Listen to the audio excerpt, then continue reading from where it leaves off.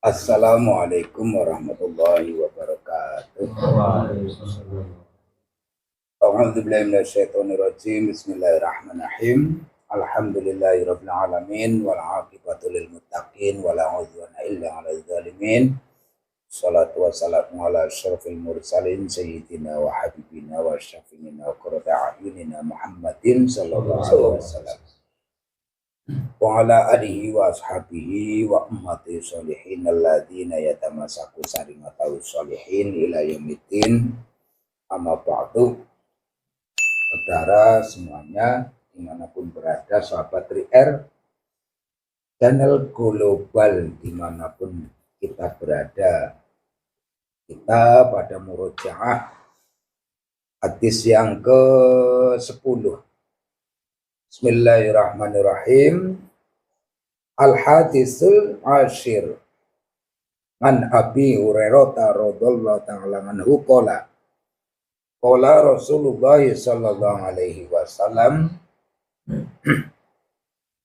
inna Allah ta'ala thayyibun la yaqbalu illa thayyiba wa anna Allah ta'ala amarul mu'minina bima amara bihil mursalina faqala ta'ala ya ayyuhar rusulu kulu minat thayyibati wa'malu sholihan wa qala ya ayyuhalladzina amanu kulu min thayyibati ma razaqnakum tsumma dzakara rajula yutilu safaro as'ara aghbaro yamuddu yadayhi ila samai ya rabbi wa mat'amu haramun wa mashrabu haramun wa malbasu haramun wa khudiya bil haramin fa anna yustajabulah. Rawahu Muslim. Al-hadis al-ashir dari sahabat Abu Hurairah radhiyallahu ta'ala anhu, beliau berkata apa yang sudah dikatakan oleh beliau Rasulullah, sesungguhnya Allah itu zat yang thayyib, baik, bagus, indah, dan semuanya. Beliau Allah tidak menerima kecuali yang baik-baik. Sesuatu yang baik sinkronasinya ya yang baik.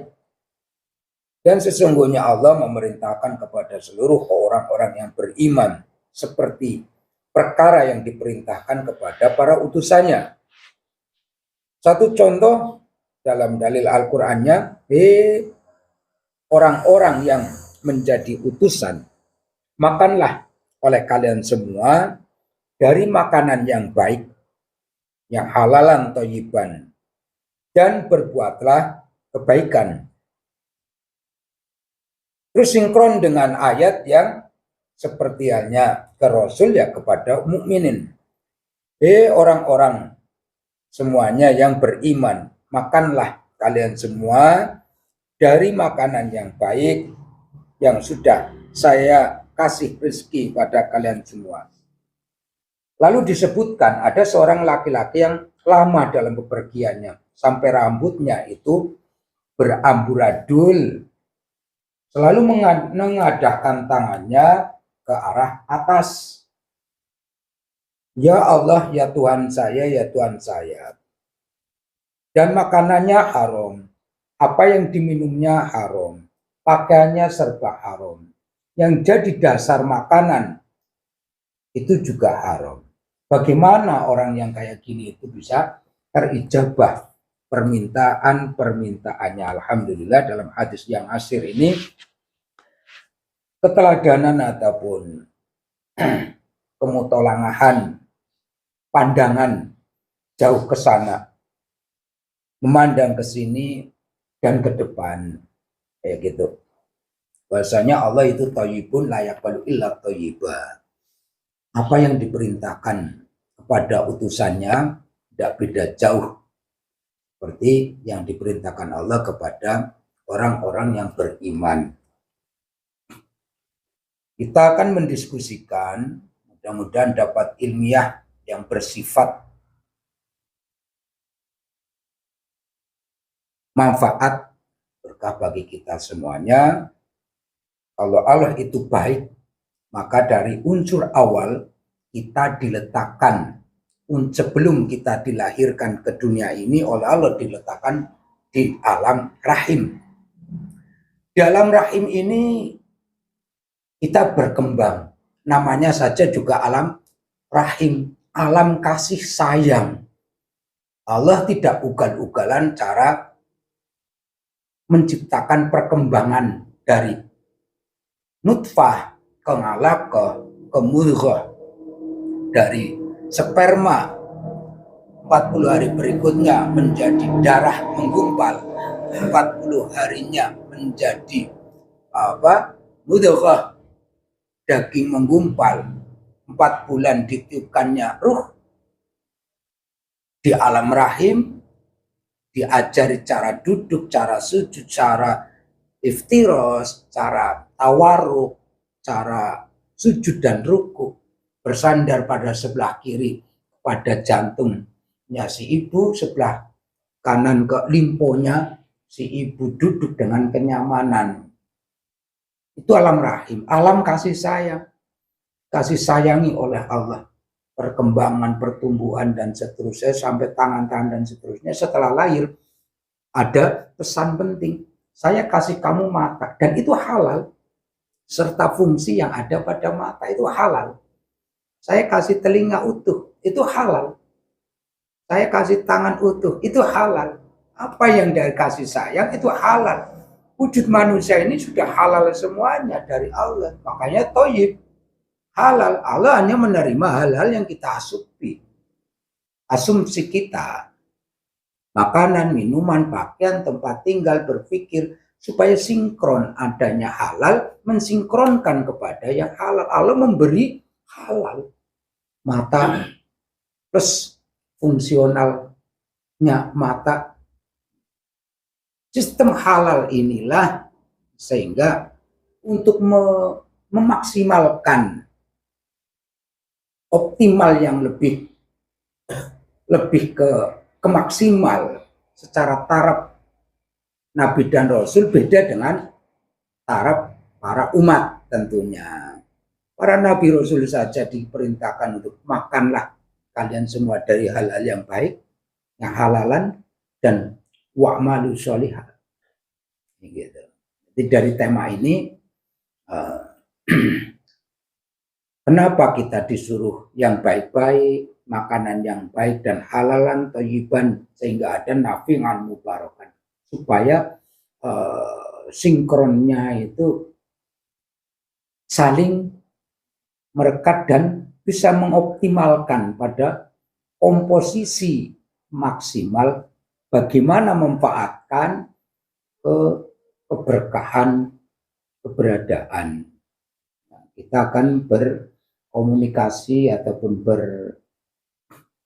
berbincang dengan hukum getaran, karena alam ini cara berbahasa adalah getaran, energi. Hukum alam ini tidak pakai logika, tapi energi, getaran. Getaran alam ini yang kita akan ke translate bahasa kita dengan obrolan karena agama hadis Rasulullah. Allah semuanya ada keterangan yang bisa kita ambil banyak poin dalam berdiskusi malam ini dengan unsur-unsur semesta alam. Bismillahirrahmanirrahim. Monggo jenengan. Monggo. Masuknya pun goyang ya. Silakan masuk. Ya. Full. Assalamualaikum. Waalaikumsalam. Jadi ini berbentuk awan.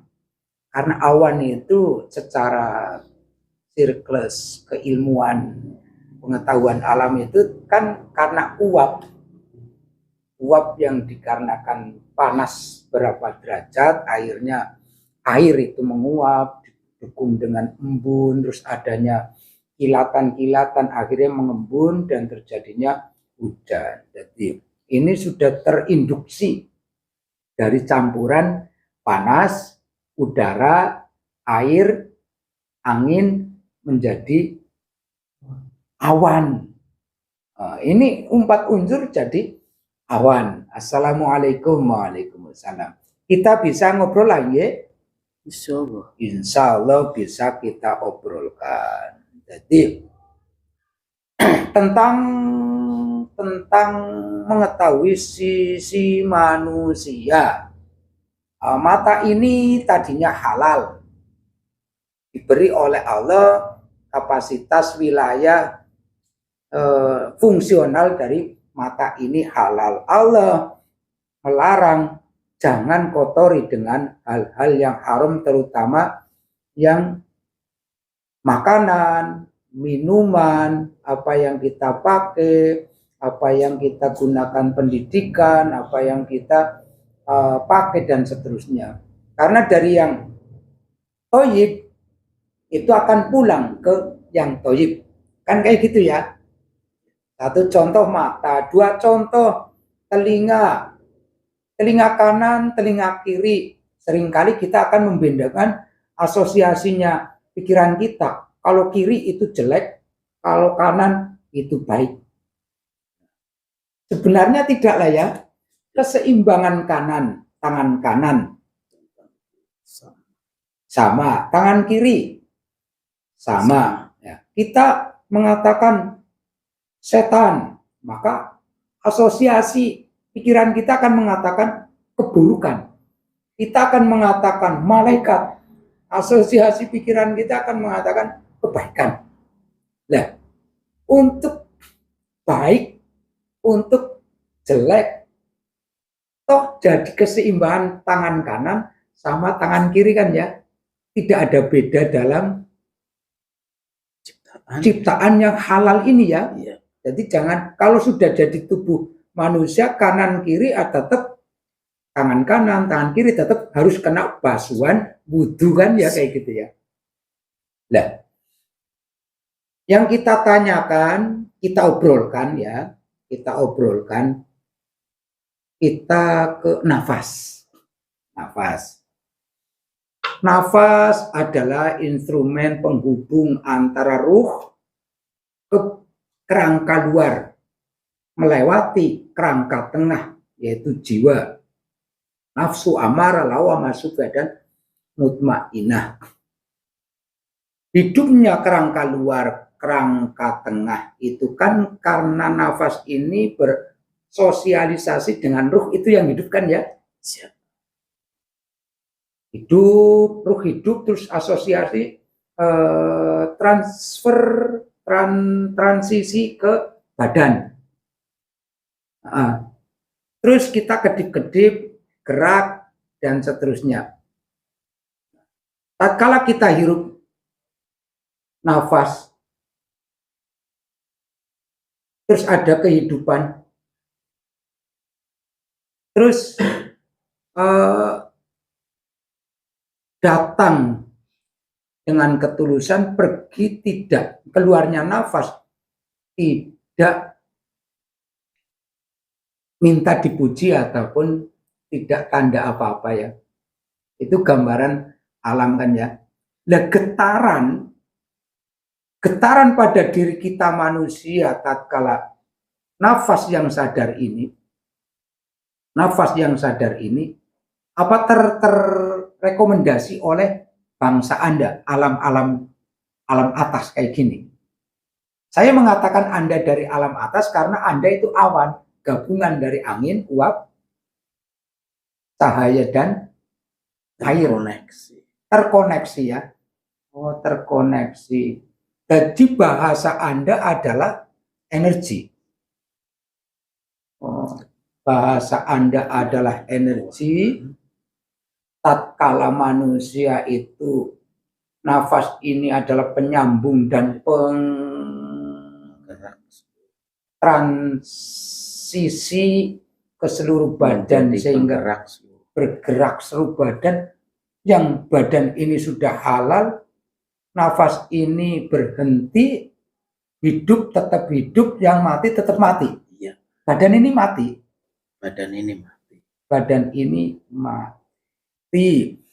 Tapi tatkala nafas sadar, Anda berinstrumen, Anda bisa merasakan getaran ini dan Anda berbahasa getaran. Apa yang kami dapat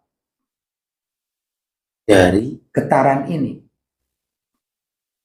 di getaran ini bisa mendapat apa yang menjadi pola pikir manusia. Oh, dapat merekomendasi pribadi lah ya. Rekomendasi apa itunya, pikiran pun tertransisi, transit bahasa juga, transit gerakan, transit melangkah, maju mundur, depan belakang, terus ada emosional, keinginan dan seterusnya kayak gitu. Tapi kalau keinginan-keinginan ini terkontaminasi dengan hal-hal yang dilarang karena makanan saya haram, minuman saya haram, yang saya pakai itu haram, sehingga nafas ini mengotori apanya? Nafas akan mengotori apa yang masuk ke dalam renungan. Pertama masuk ke dalam renungan itu sendiri, dan mengotori apa yang harus keluar dari. Oh, akan mengotori dari apa yang keluar dari nafas itu sendiri. Akhirnya mata ini yang tadinya halal menjadi ketutup tidak halal. Melekat. Getaran ini akan hilang apa getaran ini berubah? Bila itu sudah sama.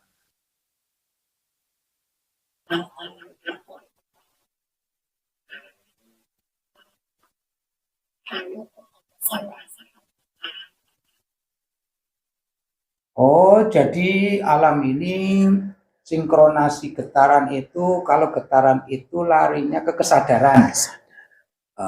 Sekarang pertanyaan yang kedua, kita mendiskusikan yang kedua. Tatkala nafas sudah kita ketahui, nafas adalah penyambung dan penghubung. Yang penyambung dan penghubung ini berrekomendasi, berkecukupan yang kata hidup, ya. Nah, lalu sadar, ternyata dengan nafas ini berasa kasih sayang Allah. Karena yang hidup bukan jasad ini, kerangka luar, melainkan si ruh itu ya, tersambung ke ruh. Kebaikan-kebaikan yang diciptakan oleh Allah. Kebaikan-kebaikan yang diciptakan oleh Allah. Kayak kita sadar tadi, mata di rumah dalam aram rahim, kasih sayang halal. Dalam tubuh manusia. Sebenarnya ini halal ya, karena kullu maulidin yuladu alal fitrah kan ya. Apa yang dilahirkan itu fitrah semua, halal semua. Tatkala terkontaminasi sampai 40 hari, itu akan jadi apa? Apa getaran itu berkontaminasi dengan yang tidak haram? Tidak halal sampai 40 hari. Maka kami tidak bisa merasakan. Oh, tidak bisa merasakan getaran itu sendiri, seperti halnya saya tidak bisa merasakan getaran kesadaran. Jadi rezeki itu bisa kita terima bukan berbentuk materi saja lah ya. Kesadaran adalah rezeki. Pertama kita, ini semua halal. Terus nafas adalah kasih sayang Allah. Keluar sini. Terus saya tahan pengetahuan itu dalam jiwa. Saya tahan sehingga tenang, sehingga itu saya merasakan getaran ini menurut saya itulah zikir awal, kesadaran zikir awal. Menurut Anda, getaran ini termasuk zikir kesadaran apa sadar dalam zikir? Sadar dalam zikir. Sadar dalam zikir. Si sadar itu di dalam zikir ya. Nah, kalau kita prosentase, umat mukmin. Umat mukmin 100%. Yang 60%